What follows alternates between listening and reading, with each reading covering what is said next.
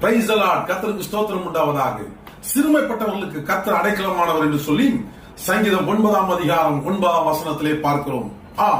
சிறுமைப்பட்டவர்கள், சிறுமைப்படுதல் ஒன்று, தன்னுடைய வாழ்க்கையிலே தவறான காரியங்கள் செய்வதனால் சிறுமைப்படுகிறோம். இன்னொன்று, மற்றவர்களால் நாம் சிறுமைப்படுகிறோம். இப்படி ஏதோ ஒரு விதத்துல சிறுமைப்பட்டவர்களுக்கு யார் பாதுகாப்பை கொடுக்க முடியும்? இந்த உலகம் சிறுமைப்பட்டவர்களை மதிக்காது, சிறுமைப்பட்டவர்களை தூக்கி வைக்காது, சிறுமைப்பட்டவர்களை உதாசீனப்படுத்தும். உங்கள் வாழ்க்கையிலே அநேக முறை மனிதர்களால் சிறுமைப்படுத்தப்படுகிறீர்கள்.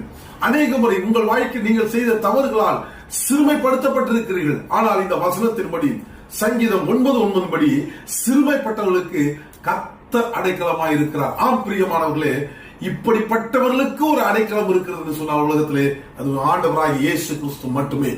ஆகவே யாராலும் சிறுமைப்படுத்தப்பட்டிருந்தாலும் சரி, உங்கள் வாழ்க்கையிலே நீங்கள் சிறுமைப்படுத்தப்பட்டு இன்றைக்கு பாதாளத்திலே கிடந்தாலும் சரி, உங்கள் வாழ்க்கை மிகவும் ஆசீர்வாதமாக இருக்கும். அதுக்கு ஒரே காரணம், சிறுமைப்படுத்தப்பட்டவர்களுக்கு கர்த்தர் அடைக்கலமாய் இருக்கிறார். இந்த வசனத்தின்படி உங்களுக்கு அடைக்கலமாய் கர்த்தர் மாத்திரம் இருக்கிறபடினாலே அவரை ஸ்தோத்திரியுங்கள். எதை குறித்து கவலைப்பட வேண்டாம். உங்கள் வாழ்க்கையில் எவ்வளவு சிறுமை இருந்தாலும் கர்த்தர் உங்களை பாதுகாத்து உங்களை உயர்த்த உண்மையுள்ளவராக இருக்கிறார். கர்த்தர் தாமே உங்களை ஆசீர்வதிப்பாராக. ஆமென். God bless you.